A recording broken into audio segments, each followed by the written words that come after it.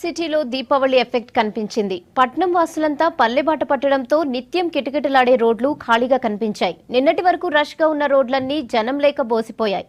పండగ పూట ఎక్కడ చూసినా రోడ్లపై వెహికల్స్ లేక రోడ్లన్నీ వెలవెలబోయాయి.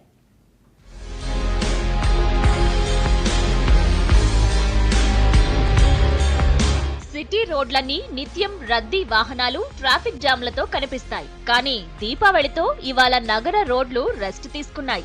గంటల తరబడి ట్రాఫిక్ జామ్ లో చిక్కుకునే వాహనదారులు ఖాళీ రోడ్లపై దూసుకెళ్లారు.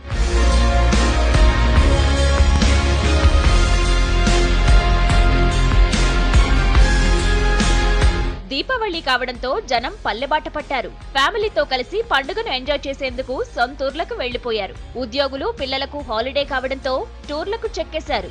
దీంతో హైదరాబాద్ రోడ్లన్నీ ఖాళీగా కనిపించాయి.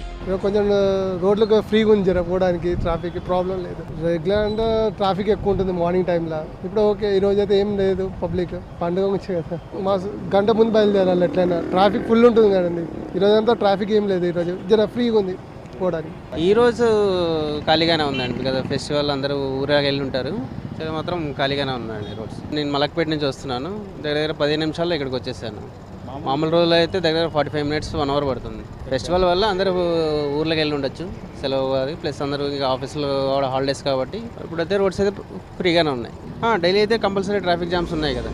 నగరంలో మామూలు రోజుల్లో ఆఫీసుకు వెళ్లాలంటే గంట ముందుగా బయలుదేరితే తప్ప టైముకు చేరుకోలేం.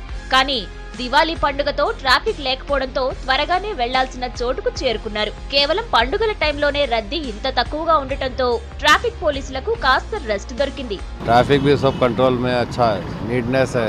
క్రౌడ్ ఏం లేదు, ఫ్రీగా ఉంది. ఫెస్టివల్ ఎఫెక్ట్ ఫ్రీగా ఉంది.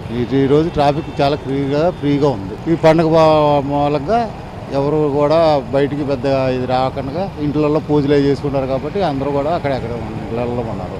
అందుకని ట్రాఫిక్ కూడా చాలా క్లియర్గా ఉంది. రెగ్యులర్గా అంటే ఈ టైం కంటే హెవీ బిజీ ఉంటుంది. అర్ధరాత్రి వరకు హైదరాబాద్ రోడ్లన్నీ రద్దీగా ఉంటాయి. కానీ పండుగ సమయాల్లో మాత్రం పట్టపగలే ఖాళీగా కనిపించాయి. నగరంలోని ఏ సర్కిల్లో చూసినా వెహికల్స్ లేక ఖాళీగా ఉన్నాయి.